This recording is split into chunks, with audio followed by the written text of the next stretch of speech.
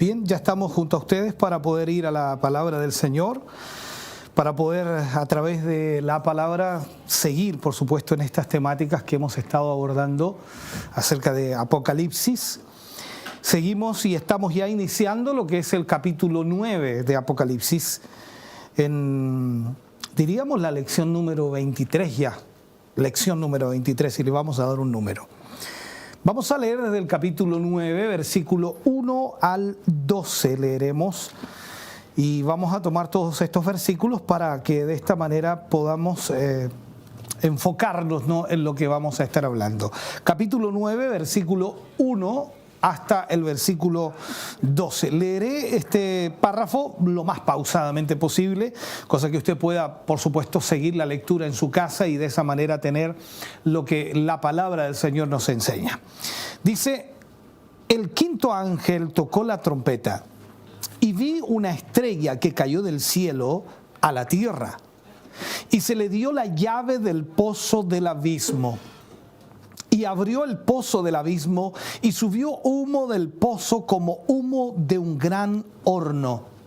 Y se oscureció el sol y el aire por el humo del pozo.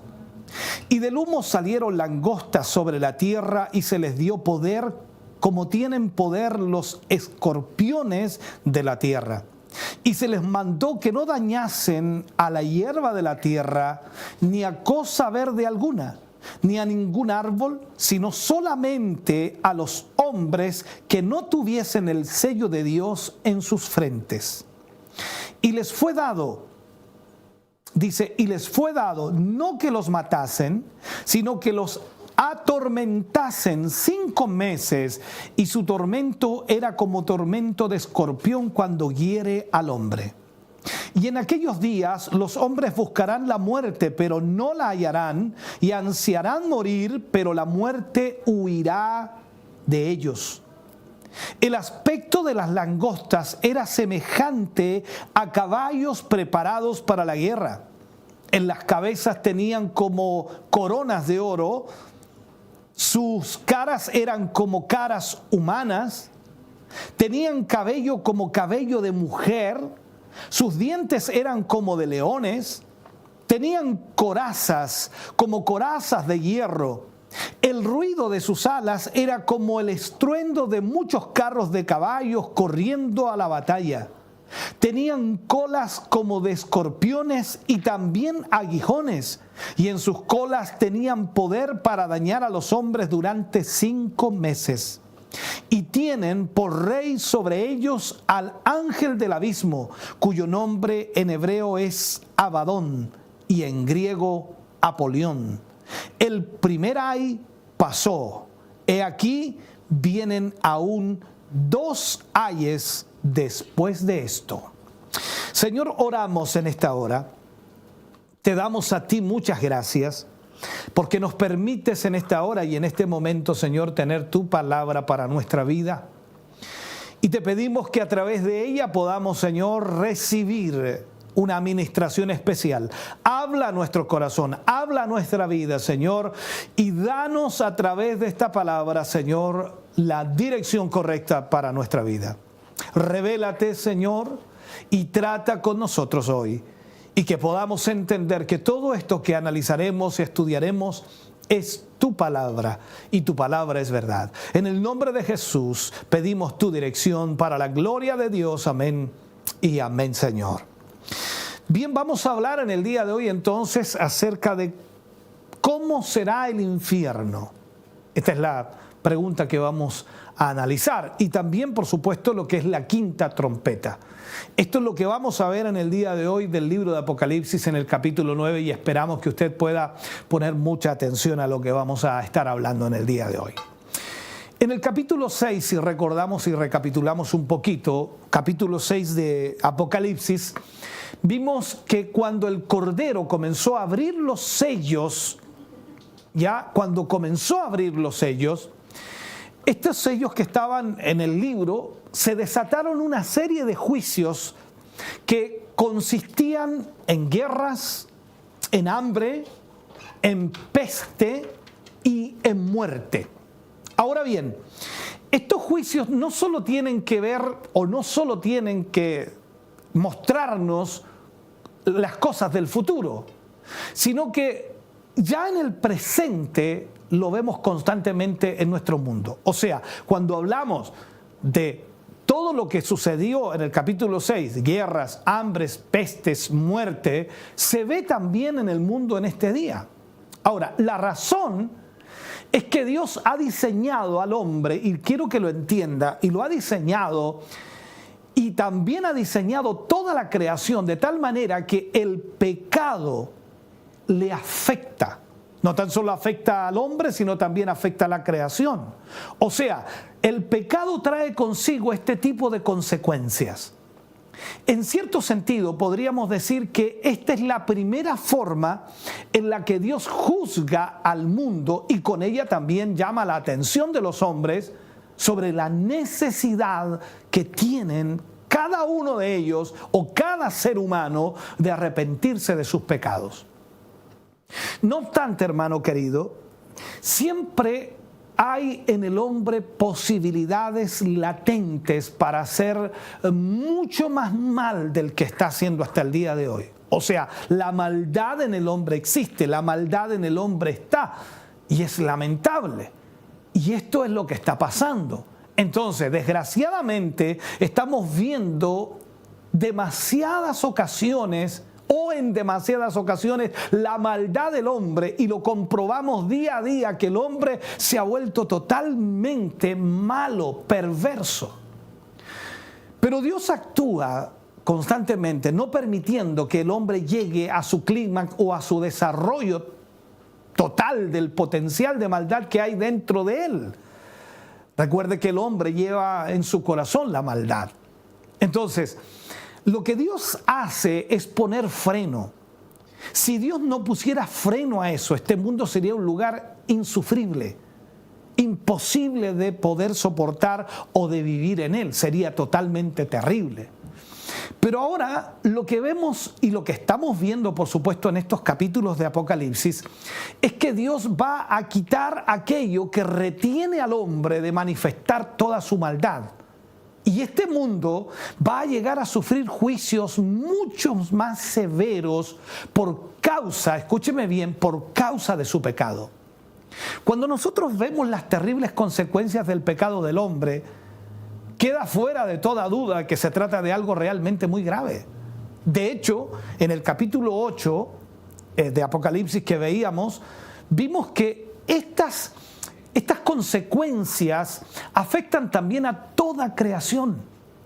Allí se nos presentaron en el capítulo 8 una serie de juicios que desarrollaban o que se desarrollaban en el ámbito de la naturaleza, en el ámbito de la vegetación, en el mar, en los peces, en el agua potable, en el firmamento. O sea, vemos ahí cómo de alguna manera los juicios abarcaban todo aquello.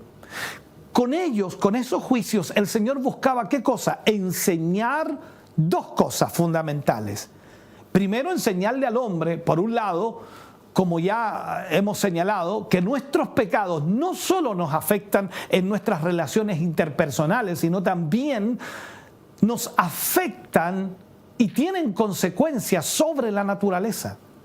Y es importante enfatizar en esto, por supuesto, que una vez más este hecho, en un momento en el que los hombres, en un momento en que la humanidad, hermano querido, piensa que puede de alguna forma destruir el medio ambiente para alcanzar sus objetivos egoístas y que esto no va a tener graves consecuencias, porque eso es lo que piensa el hombre. Hoy día vemos la lucha y la pugna en tantos lugares porque se están destruyendo los bosques, porque se está destruyendo la naturaleza, porque se está perdiendo, en otras palabras, esa naturaleza que nos permite oxigenar este mundo. Y se ve por todas partes. Hoy día vemos en los mares como hoy día el mar está prácticamente como una verdadera cloaca recibiendo todos los desperdicios de esta humanidad. O sea, y esto piensan muchos hombres que no tendrá consecuencias. Va a tener consecuencias. Por otro lado, Dios quiere enseñar también al hombre que no es dueño de este mundo. aunque constantemente se comporta como si lo fuera, ¿no? Y como que no tuviera que darle cuentas a nadie. Vemos hoy día una sociedad totalmente irreverente, incluso hasta irresponsable en ese sentido, porque piensa que no tiene que darle cuenta a nadie. Ahora bien, cuando vemos entonces la palabra de Dios, los juicios anunciados por las 4 primeras trompetas, que son todavía de alguna manera parciales y solo afectarán la tercera parte de la naturaleza, aunque si vemos y profundizamos, el hombre también va a sufrir las consecuencias de sus propios pecados. El hecho de que sean juicios parciales sugiere aquí, hermano, que todavía hay oportunidad para el arrepentimiento. Pero Dios lo que está haciendo, o Dios está haciendo sonar por medio de estas trompetas una serie de advertencias y diciéndole al hombre que el tiempo se acaba, o sea, el tiempo expira, el tiempo termina, por lo tanto el hombre tiene que hacer algo. Y aquí, hermano, llegamos a la 5ª trompeta. Y también, por supuesto, la 6ª, que posiblemente vamos a ver algo de ella. Y vemos que los juicios de Dios aumentan. Vemos aquí en la 5ª trompeta que los juicios de Dios aumentan. Y aumentan considerablemente su intensidad, su fuerza, su energía, así para que me entienda. Llegando a presentarnos una realidad aterradora, terriblemente aterradora. Por un lado, estos nuevos juicios afectarán directamente al hombre. Y por otro lado, veremos que la humanidad será entregada al señorío de las fuerzas espirituales oscuras. Dios mandará que el abismo sea abierto y el hombre será expuesto a terrores sobrehumanos. Esto también forma parte de las consecuencias del pecado. Es parte de las consecuencias. Al fin y al cabo, el hombre rechazó la voluntad de Dios para escuchar la voz de Dios. O sea, rechaza la voluntad de Dios y rechaza oír la voz de Dios, y al mismo tiempo él decide ahora escuchar la voz de Satanás. Alguien dice, yo nunca he escuchado la voz de Satanás, pero cuando alguien, recuerde usted las palabras de Cristo directamente cuando le habla a los judíos, vosotros sois de vuestro padre el diablo, porque las cosas de vuestro padre el diablo queréis hacer. Y no es que ellos escucharon la voz de Satanás, sino sencillamente estaban haciendo la voluntad de Satanás. Por mucho tiempo, Dios ha frenado también estas malvadas fuerzas espirituales, pero llegará el día en que las soltará, las dejará libres, en otras palabras, para que hagan y deshagan. Entonces, la situación que vivirá el hombre en esos días será un anticipo muy real de lo que será el infierno eterno. Sin duda, este capítulo contiene advertencias muy serias, muy severas de parte de Dios para los hombres. Y se trata, por supuesto, del gran día o el día grande y terrible del Señor, como así lo menciona textualmente la Biblia, que una y otra vez fue anunciado por los profetas del Antiguo Testamento. El día grande y terrible del Señor. O sea, ellos anunciaron este día, pero nadie puso caso omiso a esto. Todos hicieron caso omiso, todos no quisieron oír, y ese es el problema. Al final de este capítulo veremos, hermano querido, que tristemente la acción del hombre frente a los juicios no será el arrepentimiento. Lo que lamentablemente no dejará otra opción a Dios que envíe a su Hijo para destruir definitivamente la tierra y establecer su reino. Por lo tanto, se trata de un capítulo, y si lo podemos ver y analizar, que realmente es muy serio, que nos debe llevar a tomar conciencia de la realidad que se avecina sobre este mundo. Por esa razón, entonces, cuando muchas personas vienen a estos pasajes de Apocalipsis únicamente para, no sé, satisfacer su curiosidad, incluso entretener sus mentes un poco por las imágenes que allí pueden crearse, esto es un absoluto despropósito, totalmente. Sería lo mismo que, no sé, contratar a un comediante para entretener a a un reo de muerte durante su ejecución. Es absolutamente absurdo. Entonces tenemos, hermano querido, y debemos enfrentarnos con seriedad a la verdad, aunque sea desagradable, de los juicios de Dios sobre la humanidad. Y estos juicios serán reales. Ahora, vamos a estudiar aquí los juicios de la quinta y sexta trompeta, que de alguna manera, a diferencia de los anteriores juicios, son presentados como una extensión considerablemente mayor y contienen bastantes elementos de difícil interpretación, pero trataremos de interpretarlos lo más fácil posible de que usted lo entienda. Lo primero que marcamos allí en el contexto bíblico, dice una estrella que cayó del cielo a la tierra. Una estrella que cayó del cielo a la tierra. Para empezar, se nos dice que el juicio de la quinta trompeta fue puesto en marcha por medio de una estrella que cayó del cielo a la tierra. Y ha sido mucho lo que se ha discutido, quizás no sé cómo llamarle, acerca de la identidad de esta estrella. Todo el mundo trata de preguntar cómo se llama la estrella, de dónde viene la estrella, viene del norte, viene del sur. Todo el mundo cuando estudia esto trata de buscar eso. Aunque con frecuencia la palabra usada aquí hace referencia, por supuesto, a un cuerpo celeste, a una estrella en sí. También es cierto que puede emplear con referencia a criaturas inteligentes, normalmente ángeles. Puede que sea un ángel que cayó del cielo. Ahora, son hipótesis, nadie puede saberlo eso, pero la Biblia dice que es una estrella que cayó del cielo y vamos a creer en lo que dice la Biblia. Y lo más probable es que tengamos que entenderlo de esta manera. Ahora, se nos dice entonces que se le dio la llave del pozo del abismo. Ahora, ¿por qué se dice que puede ser un ángel? Porque dice que se le dio la llave del pozo del abismo. A una estrella no se le puede dar la llave del pozo del abismo. También entendemos en Apocalipsis cuando el Señor habla a la iglesia y le dice, escribe el ángel de la iglesia, el que tiene las 7 estrellas. Entonces podemos pensar en esa situación. Ahora, vemos aquí, como en ocasiones anteriores también, lo más razonable es pensar que un ángel de Dios, en quien una vez más se delega autoridad, se le entrega autoridad. ¿Para qué? Para administrar cierta parte de los juicios de Dios. Y esto se vería confirmado entonces en el hecho de que más tarde Dios vuelve a dar la llave del abismo a un ángel para que pueda encerrar en el abismo a Satanás durante 1000 años. Eso aparece en Apocalipsis 20, que ya lo vamos a estudiar, por supuesto. Entonces, ¿qué es lo que hace este ángel? Vamos a irnos por ese lado. La estrella que cayó del cielo. Perfecto. Abrió el pozo del abismo. Como veremos inmediatamente, de acuerdo a lo que la palabra dice, el abismo se trata de un lugar donde muchos ángeles malignos son mantenidos en cautividad bajo el control de Dios mientras esperan el juicio.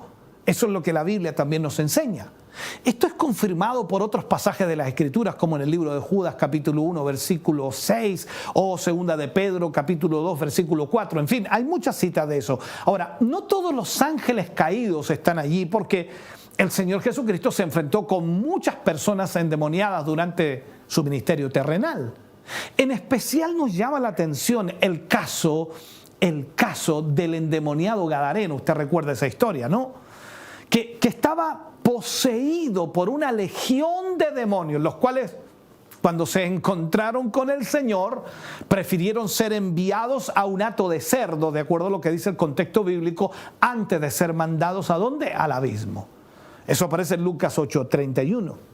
Probablemente entonces debemos deducir de esto y debemos pensar en esto, que el abismo es un lugar de tormento para ellos, un lugar de tormento.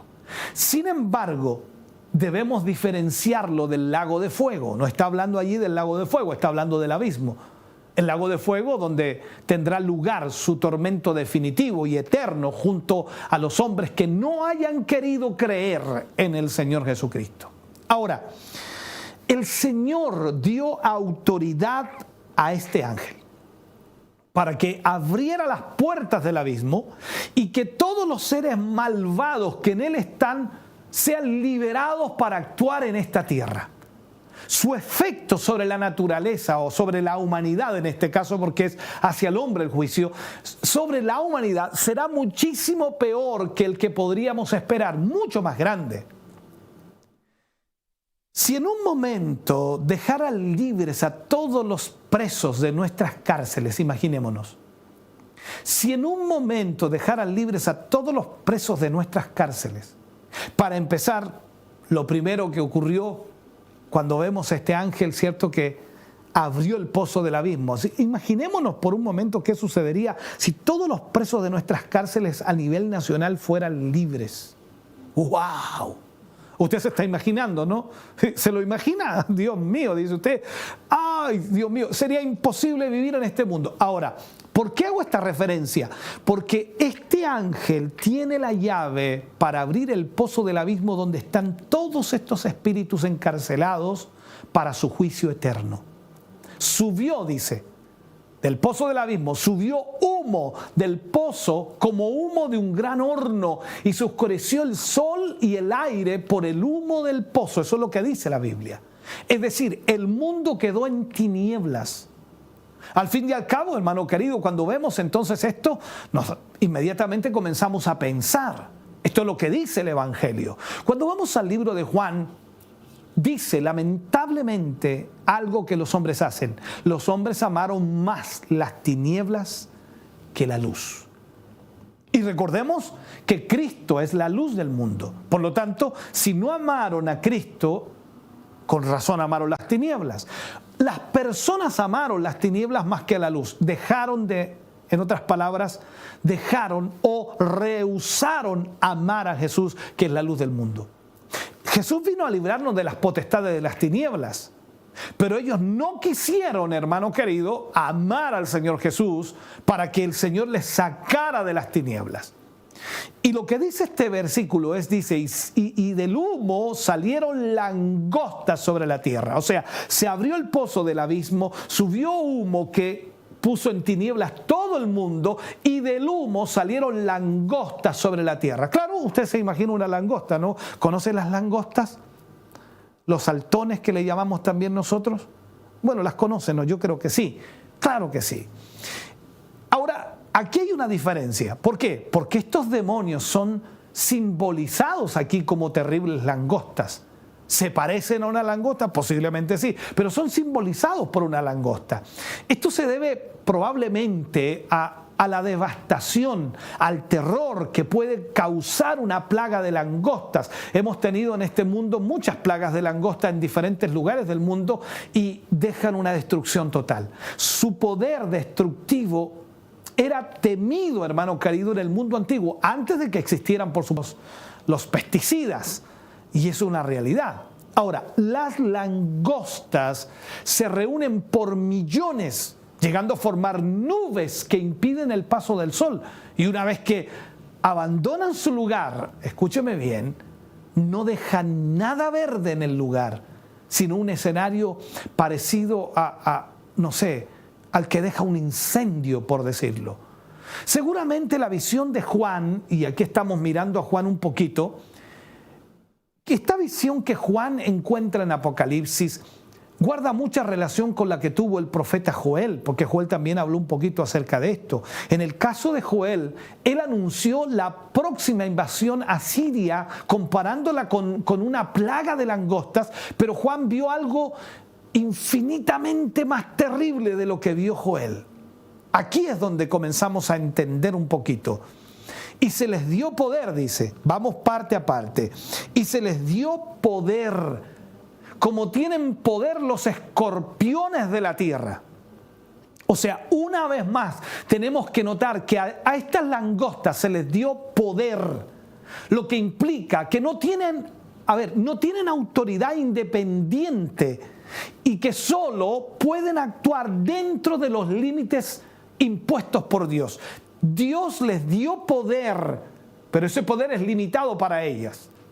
También observamos que no se trata de langostas literales, puesto que no van a dañar vegetación, que es su alimento natural.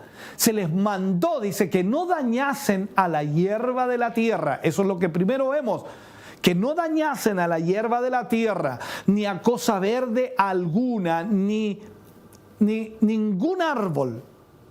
Por tanto, no hicieron lo mismo que las langostas que arrasaron toda la hierba de Egipto. Absolutamente no. En lugar de esto, debían dañar ¿a quiénes? A los hombres. Solo a los hombres. Y solo a aquellos que no tuviesen el sello de Dios en sus frentes. El sello de Dios en sus frentes. O sea, en referencia a los 144,000, por supuesto, esos israelitas que están sellados, que fueron sellados por el Señor, por Dios antes de que, por supuesto, la ira de Dios comenzara a ser derramada sobre este mundo. Eso lo dice Apocalipsis capítulo 7, versículo 3. Entonces, cuando hablamos de esto, esos sellados por Dios no serán dañados por estas langostas. Aquellos que están sellados entonces serán librados de la ira de Dios, del mismo modo que los israelitas fueron librados de las plagas que cayeron sobre los egipcios, que sin duda fueron castigados con los juicios de Dios. Ahora, en cuanto a estas langostas, se nos dice que se les dio poder como tienen poder los escorpiones de la tierra. Aquí es donde comenzamos a analizar un poco más profundo, ¿no? Se les dio poder como tienen los escorpiones de la tierra. Y un poco más adelante se añade que este poder les fue dado sobre los hombres que no tenían el sello de Dios, pero no con el fin de matarlos, sino solo para atormentarlos, escuche bien, durante 5 meses. Esto nos recuerda el caso de Job, a quien Satanás pudo atacar, pero solo hasta el punto en que Dios le autorizó. No pudo ir más allá. Y en este sentido también vemos que el control lo tiene Dios. Dios es el que define. En cuanto a la razón de este juicio, es lógico que si los hombres han escogido seguir a Satanás en su rebelión contra Dios, ahora experimentarán cómo van a ser tratados por él, por Dios y por esos demonios, o por el mismo Satanás y sus demonios, por decirlo así. Podemos pensar entonces en lo cruel que el hombre puede llegar a ser con aquellos a los que logra imponer su dominio. Tenemos ejemplo de esto en los grandes dictadores que han cometido, no sé, genocidios, o también en aquellos que abusan de niños, de mujeres o personas desprotegidas. ¿Cuánto sufrimiento, hermano? ¿Cuánto sufrimiento pueden traer sobre los hombres, sobre la humanidad? Pero lo que este pasaje nos va diciendo y nos va detallando, y que nos va a detallar más todavía a continuación, es que aún es mucho peor caer en la mano de estos poderosos demonios. Aquí se nos va a hablar de un sufrimiento infringido sobrenaturalmente. Sobrenaturalmente. La frase que aparece allí dice: y en aquellos días los hombres buscarán la muerte, pero no la hallarán. Buscarán la muerte, pero no la hallarán. Otra de las intenciones de este juicio es hacernos una presentación anticipada de lo que será finalmente el infierno. Notemos algo que se nos dice: su tormento era como tormento de escorpión cuando hiere al hombre. Una sola vez recuerdo que me picó uno de estos escorpiones. No sé cómo le llamamos nosotros acá. Tienen otro nombre para nosotros. Pero me picó un escorpión. Y era chiquitito la porquería. Pero cómo dolió, hermano. Cómo dolió, Dios mío. Nunca había sentido un dolor tan fuerte, tan grande. Entonces, cuando vemos aquí, en cuanto a la picadura de estos escorpiones, rara vez es mortal. Yo no morí, por supuesto, pero es intensamente dolorosa. Y yo estoy hablando de uno pequeñito que me mordió, o me picó, mejor dicho, no sé cómo llamarlo. Ahora, con esto parece que quiere darnos a entender que los hombres atormentados por estas picaduras llegarán a un estado, hermano querido, a un estado de desesperación, a un estado de dolor inimaginables, a tal punto que ansiarán morirse y en busca de una posible liberación querrán morir, pero no podrán. Y en aquellos días, tal como dice la Escritura, en aquellos días los hombres buscarán la muerte, pero no la hallarán, y ansiarán morir, pero no la hallarán. Ansiarán morir, pero la muerte huirá de ellos. Cuando vemos entonces nos vamos dando cuenta que al fin y al cabo lo que encontramos aquí es una descripción precisa de lo que será el estado eterno de las almas que vayan al infierno como consecuencia de su negativa y de su falta de arrepentimiento, falta de creer en el Señor. ¿Cuánta gente se niega a arrepentirse? Y el infierno será así un tormento eterno, un tormento eterno. Sin saberlo, estas personas buscarán la muerte, creyendo que de ese modo podrán encontrar la liberación de sus tormentos, cuando en realidad eso les conducirá al infierno, un lugar de permanente sufrimiento durante toda la eternidad. No serán 5 meses, toda la eternidad. Veamos cómo lo describió el Señor Jesucristo. En Mateo capítulo 13, versículo 42, y dice, y los echaron en el horno de fuego. Allí será, así lo dice Jesús textualmente, allí será el lloro y el crujir de dientes. Como vemos entonces, Dios en su soberanía, no les permite morir por el momento. Y además limita la duración de este tormento a 5 meses. Lo que nos indica con claridad que todavía esta extensión está haciendo, se está extendiendo la gracia a los hombres, a los seres humanos, dándole quizás una última oportunidad de ser salvados de la condenación eterna. En cualquier caso, hermano querido, a diferencia de los anteriores juicios de las trompetas, la aflicción de la que se nos habla aquí en lo que es el Apocalipsis, una aflicción universal, una aflicción de toda la humanidad, afectando a todos los hombres y no solo a una tercera parte como había ocurrido anteriormente en los juicios anteriores que habíamos estudiado. Y cuando vemos el tipo de tormento que sufrirán, cuando vemos todo eso, estos hombres, hermano querido, que van a sufrir este tipo de tormento, no lo podemos saber con seguridad, pero una vez que los demonios, a ver si lo puedo explicar, una vez que los demonios sean liberados del abismo, es probable que tomen posesión de los hombres y de las mujeres inconversas, de aquellos que no están con el sello de Dios en su frente y que están obedeciendo al enemigo, a Satanás, del mismo modo que lo hacían con los endemoniados que encontramos en los evangelios, produciendo todo tipo de trastornos físicos, mentales y espirituales. O sea, estamos viendo algo terrible aquí. Apocalipsis dice que el aspecto de las langostas, en cuanto al aspecto de ellas, estos demonios, vemos a partir de la descripción que Juan nos hace de ellas, que tiene una gran capacidad para destruir, una gran fuerza de destrucción. Y ahí Juan trata de explicarnos de alguna manera cómo son. Así que veamos algunos detalles de lo que Juan escribe aquí. Lo primero que dice Juan, dice, el aspecto de las langostas era semejante a caballos preparados para la guerra. Semejante a caballos preparados para la guerra. O sea, evidentemente su tamaño no era de una langosta normal, sino mucho más grande, porque aquí Juan ya está dándonos una identificación. Caballos preparados para la guerra. Un caballo es grande, y aún siendo un pony es mucho más grande que una langosta, de las que nosotros conocemos.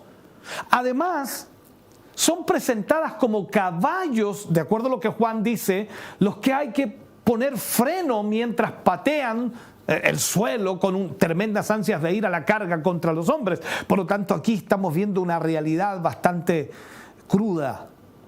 Luego la frase que Juan pone y dice, en las cabezas tenían como coronas de oro. Las coronas son símbolo de victoria y lo hemos estudiado ya, símbolo de dominio, sugiriendo que cada uno de ellos saldrá como vencedor a la batalla, o sea, se ejercerá su poder sobre los hombres. Y aunque tal vez la expresión como coronan nos quiera dar a entender que este poder que presumen es solo aparente y está sujeto realmente al poder soberano de Dios. O sea, Dios es el que les permite hasta dónde llegar. Eso es lo que más o menos podemos entender. Y aquí Juan comienza a delinear algo que para nuestra mente es complicada, como incomprensible, pero tenemos que ir estudiando. Dice que sus caras eran como caras humanas.